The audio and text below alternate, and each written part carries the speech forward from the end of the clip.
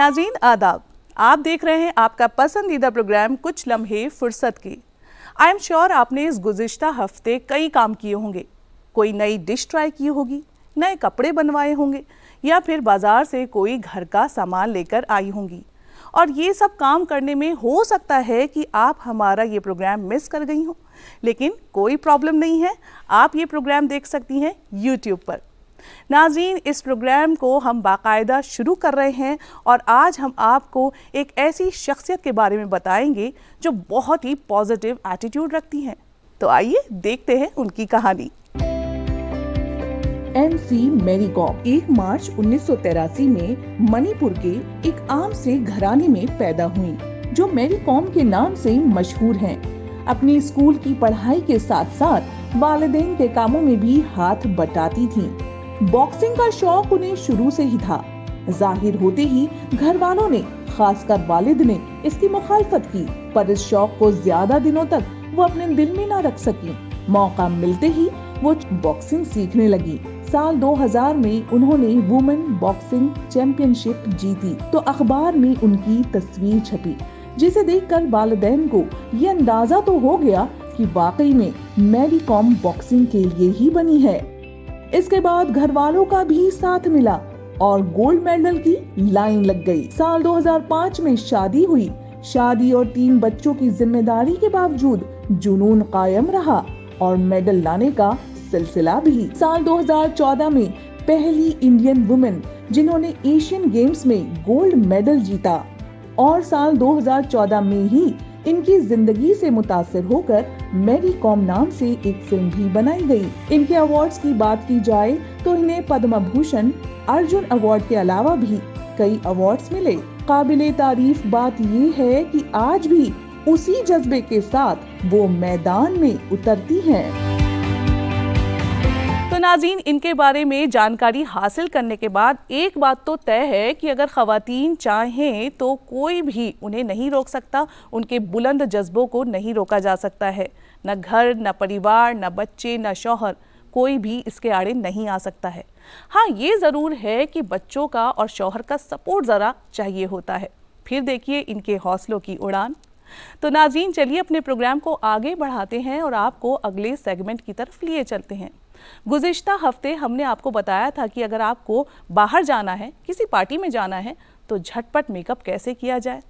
और इस हफ्ते हम आपको बताएंगे कि अगर आप एक ही तरह के हेयर स्टाइल से ऊब चुकी हैं तो कैसे 5 मिनट के अंदर आप अलग अलग हेयर स्टाइल ट्राई कर सकती हैं।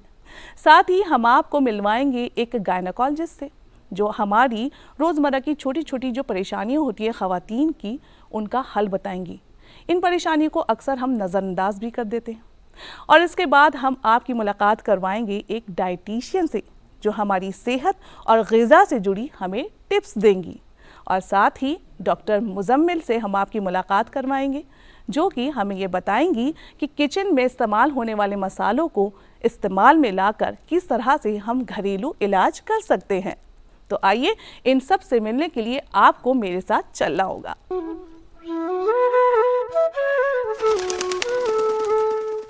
तो नाज़रीन, पिछले हफ्ते हमने आपको बताया था कि अगर आप किसी पार्टी या शादी में जा रहे हैं तो झटपट अपना मेकअप कैसे करें।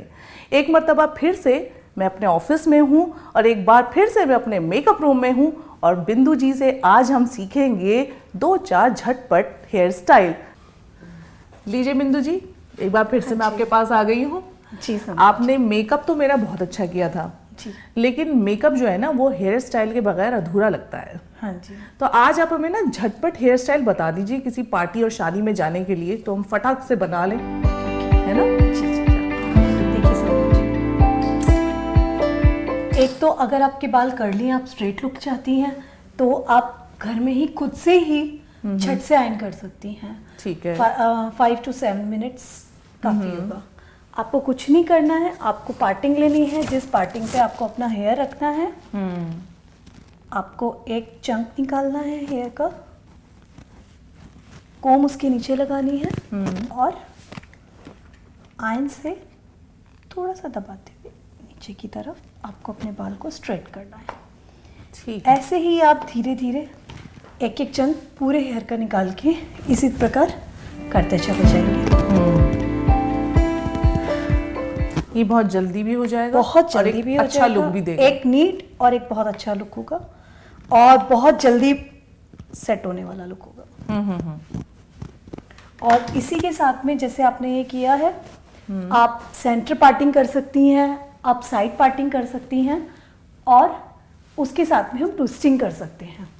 और ये किसी भी ड्रेस पे जा सकता है, किसी भी, आपने साड़ी पहना हो, आपने वेस्टर्न ड्रेस कैरी की हो, आपने सूट पहना हो, किसी भी ड्रेस पे आपने एक साइड पार्टिंग या सेंटर पार्टिंग लेनी है, ईयर टू ईयर पार्टिंग भी करनी है, यहाँ से ऐसे। अगर आपको खुद से करने में कोम से दिक्कत होगी तो कुछ नहीं करना है, सिर्फ अपनी जो आपने पार्टिंग की है उसकी साइड में 2 फिंगर लगा के ईयर टू ईयर नीचे की साइड में आप 2 पार्ट्स में अपने हेयर कर लीजिए। इससे आपको इजी होगा, एक मैश क्रिएट नहीं होगा कि कौन से हेयर लेना है, कौन सा हेयर नहीं लेना। बहुत अच्छा सा यहाँ से आपको पूरा स्ट्रेट फिंगर की ही हेल्प से एंड तक ऐसे अपने हेयर्स उठाने हैं। इसको ट्विस्ट करना है, अगेन फिंगर से आपको दूसरे उठाने हैं, और उसको अगेन आपको ट्विस्ट करना है।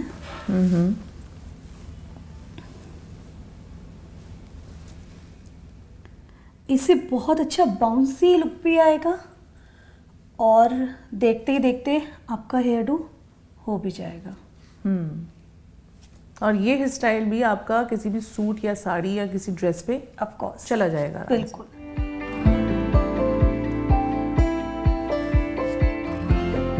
कुछ हेयर स्टाइल्स और हैं जो ऐसे होते हैं, बट अभी मैं आपको इतना ही बता पाऊंगी।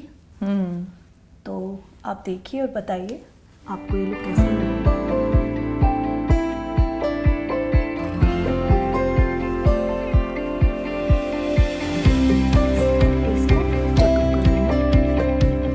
पॉप पेंस, टिक टैक, जो भी आपको कंफर्टेबल लगे उसके साथ में। लुक तो काफी अच्छा आ रहा है बिंदु जी।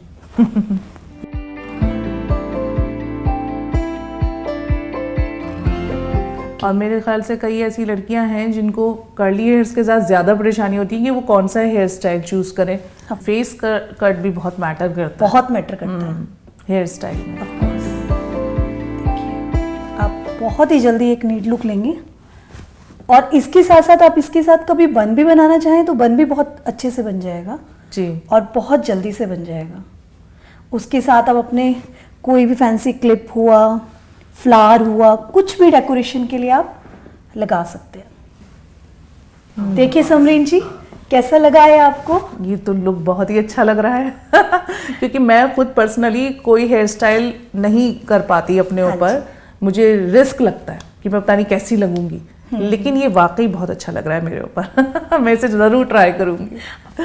इसके साथ में आप कभी बन भी बना सकते हैं कि आपने कभी साड़ी वेयर किया है, आपने वेस्टर्न गाउन वेयर किया है, अब कभी आपको साड़ी पहनना है या वेस्टर्न गाउन पहनना है, फटाफट से आप सारे अपने हेयर्स लीजिए, उनको इकट्ठा कीजिए, और एक पीछे अपने आपके हैंड से भी बहुत अच्छे से हो जाएगा, एक नॉट बनाइए और क्लिप्स के सहायता से आप अपने हेयर्स को टक कर दीजिए, और ये बहुत ही अच्छा और नीट लुक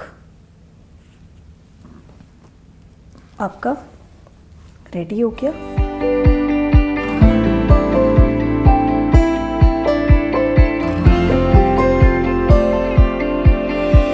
ये अगर हमारे बाल थोड़े मतलब लेंदी नहीं है, छोटे हैं, तो उसमें भी हम बना सकते हैं। हाँ, बना सकते हैं। कोई फ्लावर नहीं है हमारे पास में। मुझे इस वक्त दिखाई तो नहीं दे रहा लेकिन सामने से मैं इस लुक को देख सकती हूँ। देखिए सबरीन जी, आपको काफी अच्छा लग रहा है। तो ये लुक भी आपका, और साथ में आप इसके साथ में मैचिंग फ्लावर या कोई भी आप अपना हेयर एक्सेसरीज यूज़ करके बिल्कुल एक वेस्टर्न लुक भी ले सकते हैं और एक ट्रेडिशनल लुक भी ले सकते हैं। लुक में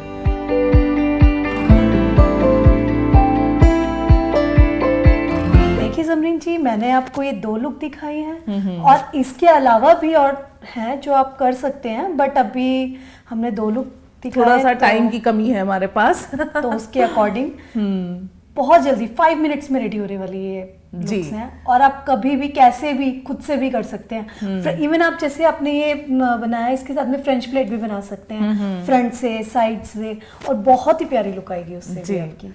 नहीं, बहुत अच्छा। मैंने तो कभी सोचा नहीं था कि मैं अपने बालों में कोई हेयर स्टाइल मतलब ट्राई कर सकती हूँ, लेकिन वाकई में ये बहुत अच्छा लग रहा है और मैं ज़रूर ट्राई करूँगी। शुक्रिया आपका बहुत बहुत। तो देखा नाजरीन आपने कि किस तरीके से हम बहुत ही कम वक्त में तैयार हो सकते हैं किसी भी शादी या पार्टी में जाने के लिए। अक्सर हमारे हस्बैंड हमसे अचानक से कह देते हैं कि हमें किसी पार्टी में जाना है या शादी में जाना है या डिनर पे जाना है और तुम झट से तैयार हो जाओ, और तब हम बड़ी टेंशन में आ जाते हैं। लेकिन अब आपको फिक्र करने की बिल्कुल ज़रूरत नहीं है, क्योंकि हमने आपको बहुत ही छोटी छोटी और आसान सी टिप्स बताई हैं जिनको आजमा कर आप झटपट रेडी हो सकती हैं।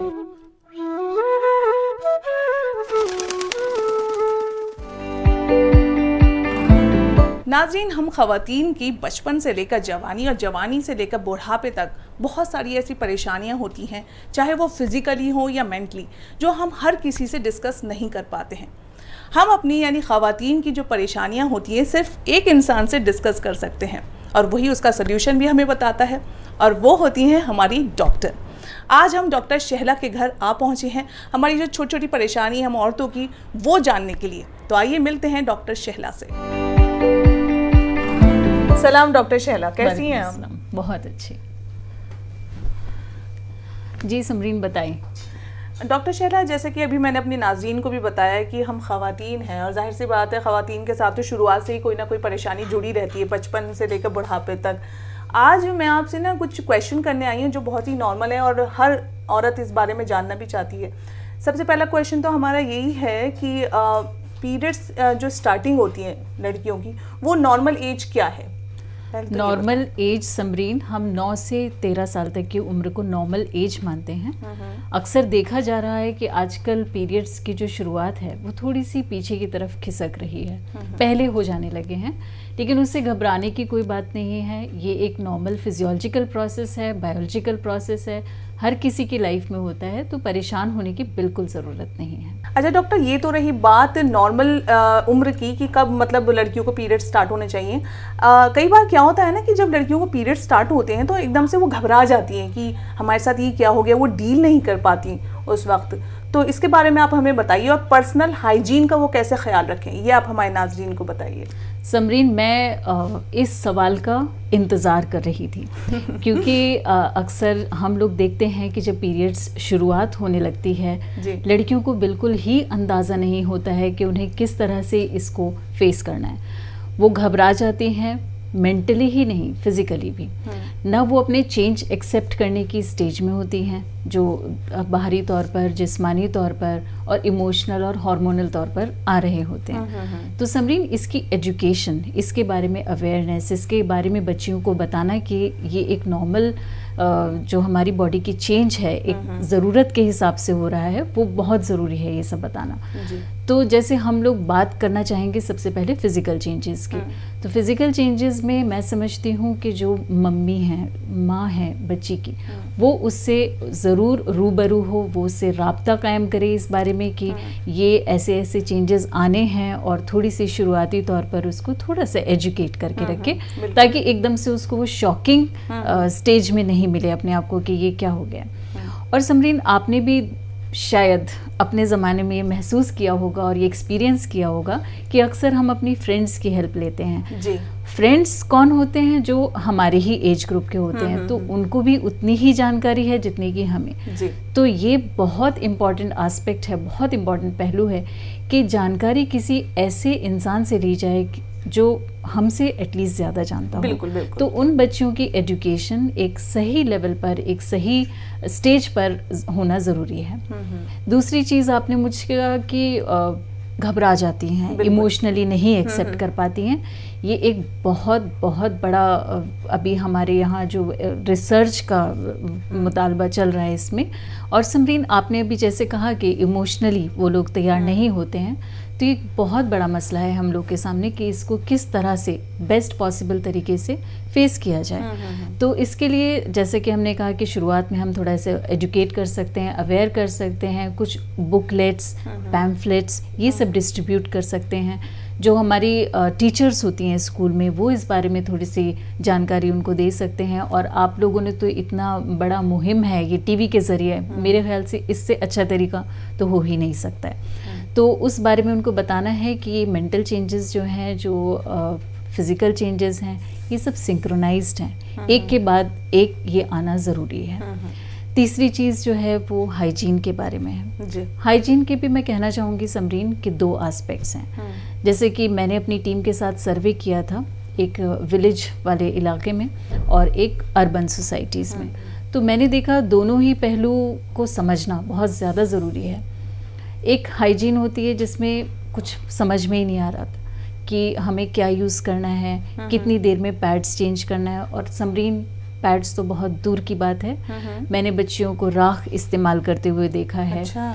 जो पेड़ की गिरी हुई पत्तियां हैं वो इस्तेमाल करते हैं, जो थैले वगैरह बच जाते हैं जो जिनको हम डिस्कार्ड कर देते हैं, उससे वो अपनी हाइजीन मेंटेन कर रही हैं, उससे वो अपना सैनिटेशन प्रोडक्ट समझ के इस्तेमाल कर रही हैं। तो हालात बहुत ख़राब हैं, ये बताना बहुत ज़रूरी है कि अगर हाइजीन नहीं है पीरियड्स के दौरान ख़ास तौर पर, तो ये बहुत सारी बीमारियों का आइंदा ज़िंदगी में बुलावा देना है। जी जी बिल्कुल। तो हमें ये बताना है कि चाहे रेडीमेड पैड नहीं, घर के बने हुए पैड्स, साफ़ कपड़े के, वो कपड़ा जो धूप में अच्छी तरह से धोकर सुखाया गया हो जी, वो डिसइंफेक्ट हो जाता है नेचुरल तरीके से, वो इस्तेमाल करना है। कॉटन का इस्तेमाल कर सकते हैं।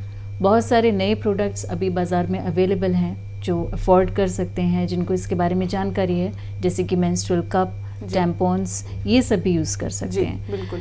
सबसे ज़्यादा ज़रूरी जो बात ध्यान में रखने वाली है वो ये है कि कितनी देर पर चेंज करना है जी। पीरियड्स के टाइम अगर पैड्स इस्तेमाल कर रहे हैं, हर 4 से 6 घंटे में पैड्स चेंज करना बहुत ज़रूरी है। कभी कभी बच्चियों को फ्लो कम होता है, स्पेशली शुरुआती साइकिल्स में, तो वो समझती है कि एक पैड हम पूरे दिन काम चला लें, ख़ास तौर पे जहाँ पैसों की इस तरह की प्रॉब्लम हो सकती है। तो वो हमें समझाना है कि चाहे फ्लो जितना भी हो, 4 to 6 आवर्स, 4 से 6 घंटे से ज़्यादा वो पैड वहाँ नहीं रखना है। शुक्रिया डॉक्टर शहला आपका बहुत बहुत, आपने हमारे नाजरीन को पर्सनल हाइजीन के बारे में इतनी अहम मालूमात फराहम की। वाकई में कुछ चीज़ें तो ऐसी हैं कि हमें भी मालूम नहीं है और आपने उन्हें हमें बताया है, जैसे पैड्स चेंज करने का भी आपने जो प्रोसीजर बताया वो काफ़ी अहम है। इसकी वजह से भी काफ़ी दिक्कतें आ सकती हैं, लड़कियों को कई तरीके के इन्फेक्शंस वगैरह भी हो सकते हैं। बहुत बहुत शुक्रिया आपका। लेकिन हम आपको फिर से जहमत देंगे, किसी और परेशानी के साथ आपके पास आएंगे ख़वातीन की, और तब तक के लिए नाज़रीन आपको करना होगा थोड़ा सा इंतज़ार, और मुझे दीजिए इजाज़त।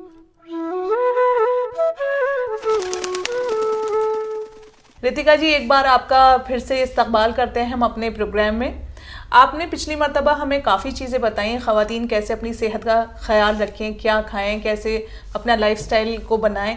इस बार फिर मैं आपसे एक सवाल पूछना चाहती हूँ। हमारी ख़वातीन के लिए प्रेगनेंसी होती है, ठीक है, उसके बाद बहुत सी ख़वातीन क्या होती हैं, खान पान पे उतना ध्यान नहीं देती, जैसे खा रही होती हैं पहले जो उनकी डाइट होती है उससे ही वो कंटिन्यू रखती हैं। तो ये बताइए कि क्या डाइट ली जाए। महिलाओं के लिए जो प्रेगनेंसी वाला फेज़ है बहुत इंपॉर्टेंट फेज़ है, और ये हमेशा याद रखिए कि जो आप खा पी रहे हैं आपके बच्चे को वही नरिशमेंट मिल रही है। तो बहुत ज़रूरी है कि आप अच्छी तरह अपने खाने पीने का ध्यान दें। Now this is a very long phase जो ऑलमोस्ट 9-10 महीने का है। इनिशियली जो हम फर्स्ट 3 मंथ्स की बात करते हैं, इस समय हमें बेसिकली जो क्वालिटी ऑफ फूड है उस पर ध्यान देना है, क्वांटिटी पे ज़्यादा। इनफैक्ट आई एम श्योर सबको पता ही है कि इस टाइम पे उल्टी हो रही है, क्वांटिटी ज़्यादा नहीं खा पा रहे हैं, which is absolutely all right. But आपको जो ध्यान रखना है वो है आपकी क्वालिटी ऑफ फूड का। स्पेसिफिकली ड्यूरिंग प्रेगनेंसी हमें 3-4 न्यूट्रिएंट्स का खास ध्यान रखना है। सबसे इंपॉर्टेंट है प्रोटीन। तो आप आमतौर पे जितना लेती हैं उससे आपको ऑलमोस्ट 1.5 गुना ज़्यादा लेना है। तो इसलिए आपको ध्यान रखना है कि आपकी जो घर में दालें जा रही हैं आपके अंदर, या अगर आप नॉनवेज खाते हैं जैसे अंडा ले रहे हैं या दूध ले रहे हैं या दही ले रहे हैं या पनीर ले रहे हैं, these are the sources of proteins. इसे आपकी क्वांटिटी बढ़ानी है ड्यूरिंग प्रेगनेंसी। सिमिलरली जो दूसरा इंपॉर्टेंट न्यूट्रिएंट है ड्यूरिंग प्रेगनेंसी वो है आयरन एंड कैल्शियम। तो आयरन का भी ऑलमोस्ट जो हमारी ड्यूरिंग प्रेगनेंसी के टाइम पे जो हमारी रिक्वायरमेंट है वो ऑलमोस्ट डबल है जो नॉर्मल नॉर्मल एक इंसान के लिए है। और आयरन एक ऐसी चीज़ है, generally almost about 70% of the Indian women वो ऑलरेडी एनेमिक हैं, उनमें ऑलरेडी आयरन डेफिशिएंसी है। तो इसलिए बहुत ध्यान रखना है कि ड्यूरिंग प्रेगनेंसी आप इसका खास ध्यान रखें। जो आयरन रिच फूड्स हैं वो आपके स्पेसिफिकली हरी पत्तेदार सब्जियां हैं, या अगर आप दालें लेते हैं उनमें हैं। जो नॉन वेजिटेरियन है वो कोशिश करें रोज़ थोड़ा सा नॉन वेज खाएं, चाहे वो अंडा हो, मछली हो या नॉन वेज हो। इसके अलावा कोशिश ये रहनी चाहिए कि जो विटामिन सी की कंटेंट है वो बढ़ाएं ड्यूरिंग प्रेगनेंसी। चाहे आप ग्लास भर जूस लें, नींबू पानी लें, आंवला लें, बिकॉज विटामिन सी लेने से आपका आयरन अब्जॉर्प्शन बहुत बढ़िया होता है। दूसरा, जैसे हमने कहा, कैल्शियम बहुत ज़रूरी है। अगेन कैल्शियम नॉर्मल इंसान को almost normal adult female would require around 600 milligrams, लेकिन प्रेगनेंसी के समय वो बिल्कुल डबल है, 1200 milligrams. And the best and the only source जो आपको कैल्शियम का मिलता है वो है आपको दूध से। तो आमतौर पे अगर हम आधा लीटर या पौना लीटर दूध लेते हैं सब कुछ मिला के ड्यूरिंग प्रेगनेंसी, हमें कोशिश करनी है कि एटलीस्ट 3 पाव से 1 लीटर सब कुछ मिला के, चाहे वो आप चाय में डालिए, चाहे आप दही लीजिए, चाहे आप छाछ बना के लीजिए। लेकिन अगर आप कैल्शियम क्वांटिटी अच्छी तरह लेंगे तो आपके जो बच्चा है उसकी जो हड्डियां हैं वो बहुत ज़्यादा मजबूत रहेंगी, तो उसके आपके लिए वो बहुत बेनिफिशियल रहेगा। इसके अलावा जो एक चीज़ है जिसे हम बहुत इंपॉर्टेंट न्यूट्रिएंट मानते हैं वो है फ्लूइड, जो जनरली लोग भूल जाते हैं। तो ये याद रखिए कि आपके जो एमनियोटिक फ्लूइड है, जहाँ आपका बच्चा ग्रो हो रहा है, अगर उसमें पानी कम रहेगा तो फिर आपको ड्यूरिंग द बर्थ टाइम पे प्रॉब्लम होगी और बहुत तरह की डिफेक्ट्स हो सकते हैं।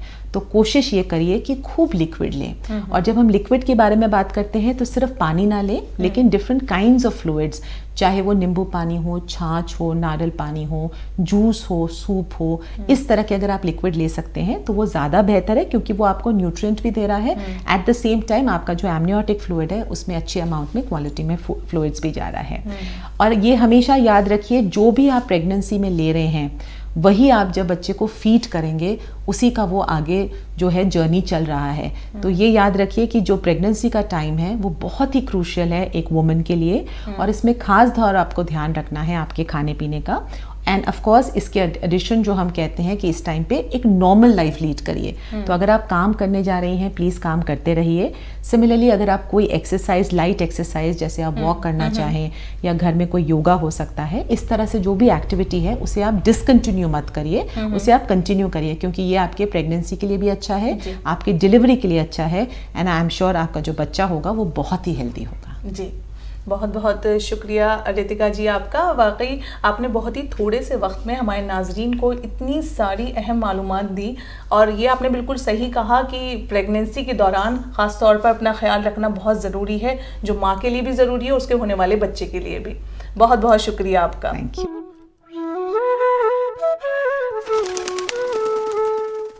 नाज़रीन, आप जानते हैं कि हमारा किचन एक ख़जाने की मानंद है, जिसमें इतनी सारी चीज़ें मौजूद हैं जिससे कि हम घरेलू नुस्खे तैयार कर सकते हैं और रोज़मर्रा की जो हमारी छोटी छोटी बीमारियां हैं उनका इलाज हम आसानी से कर सकते हैं। लेकिन कहीं ना कहीं हम डरे भी रहते हैं कि हम इलाज सही कर भी रहे हैं घरेलू नुस्खों से या नहीं। यही जानने के लिए कि मेडिकल पॉइंट ऑफ व्यू से ये घरेलू नुस्खे कितने कारगर हैं, हमारे साथ आज मौजूद हैं डॉक्टर मुज़म्मिल रहमान। आपका बहुत बहुत खैर मकदम है हमारे प्रोग्राम में। जैसे कि आपने पिछली बार हमारे नाजरीन को जानकारी दी थी हल्दी के बारे में, इस बार हम जानना चाहेंगे कि हमारे किचन में अजवाइन मौजूद होती है, तो अजवाइन का इस्तेमाल हम कैसे कर सकते हैं घरेलू नुस्खे के तौर पर। वैसे तो ये भी कहा जाता है कि अजवाइन को अगर गर्म पानी में पका कर पिया जाए तो मोटापा भी उससे कम होता है। ऐसी और बहुत सी चीज़ें हैं, आज अब आप हमारे नाजरीन को बताइए। जी बिल्कुल, हमने पहले भी बात की थी कि किचन एक ऐसी जगह है कि जहाँ से ही हम इलाज शुरू कर सकते हैं जी। तो इसमें इस सिलसिले में मैं अजवाइन के बारे में ये बताऊंगी कि अजवाइन एक ऐसी चीज़ है कि जिसका हम रोज़ाना इस्तेमाल कर सकते हैं, कि रोज़ाना घर में किसी न किसी फ़र्द पे इसका इस्तेमाल हो सकता है। सब्ज़ी में तो डालते हैं इसको मसाले के तौर पे, वहाँ तक ठीक है, लेकिन आप ये देखिए कभी थोड़ा हाजमा ख़राब हो जाता है, कभी दावत से आ गए, घर आ गए तो थोड़ा डाइजेशन सही नहीं होता, हाजमा ख़राब हो गया, तो उसमें हमारा सबसे पहले ये होगा कि शिकायत रहती है कि पेट सही नहीं रह रहा, पेट में दर्द हो रहा है क्योंकि थोड़ा सा हैवी खाना खा लिया। अजवाइन का पानी पी लें, अजवाइन को थोड़ी देर या तो उसे उबाल के फिर छान के उसका पानी पी लें। वो नहीं पॉसिबल हो तो अजवाइन के पत्ते घर में रख लीजिए, उनको चबा लीजिए। उससे क्या होगा कि अजवाइन, ये तो हम करते भी है, लेकिन इसका क्या एक रीज़न है, अजवाइन के अंदर एक प्रॉपर्टी है जिसको हम कहते हैं कासिर रिया। कि जो गैस बनती है पेट में एक्सेसिव खाने से या जो डाइजेस्ट नहीं होता है खाना, उसको वो निकाल देती है, या इसको हम कार्बोनेटिव कहते हैं।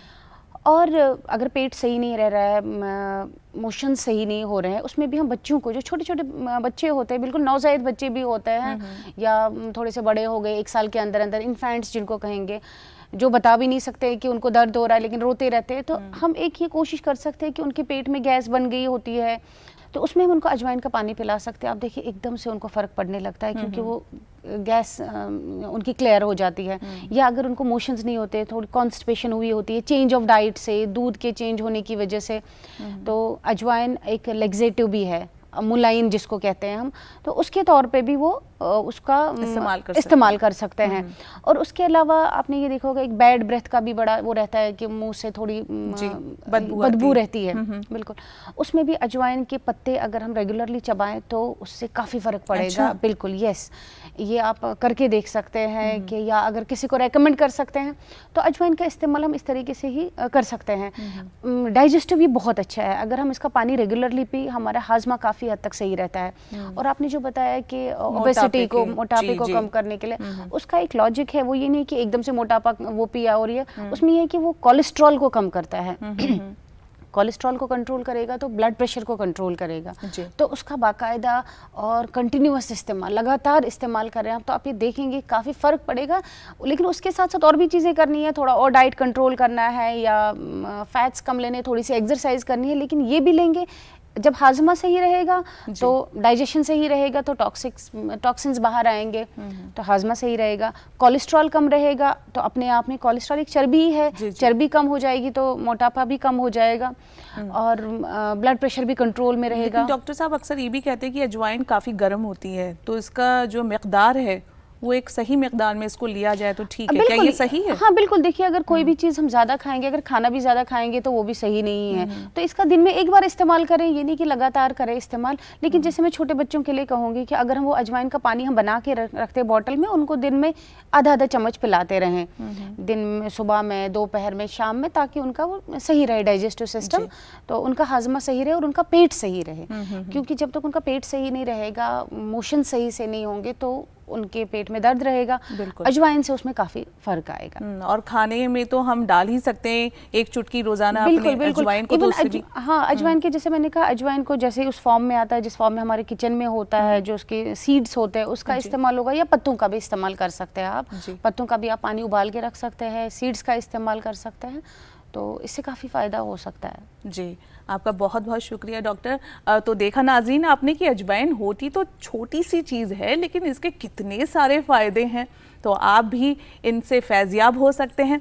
डॉक्टर साहब बहुत बहुत शुक्रिया आपका, लेकिन देखिए यहीं ख़त्म नहीं होगा, अगली बार फिर मैं आपको तकलीफ़ दूंगी, एक नया मसाला लेकर आऊँगी, कैसे हम उससे घरेलू नुस्खा तैयार कर सकते हैं और फैज़याब हो सकते हैं, ये आपको हमारे नाज़रीन को बताना होगा। तो नाज़रीन, हमें ये पूरा यकीन है कि आज के इस एपिसोड के ज़रिए हमने आपको मालूमात फ़राहम की हैं, वो आपके लिए बहुत ही कारगर साबित होंगी।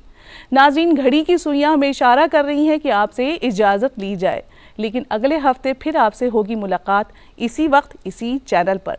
तब तक अपना और अपनों का बहुत ज़्यादा ख्याल रखिए और मुझे दीजिए इजाज़त। खुदा हाफिज़।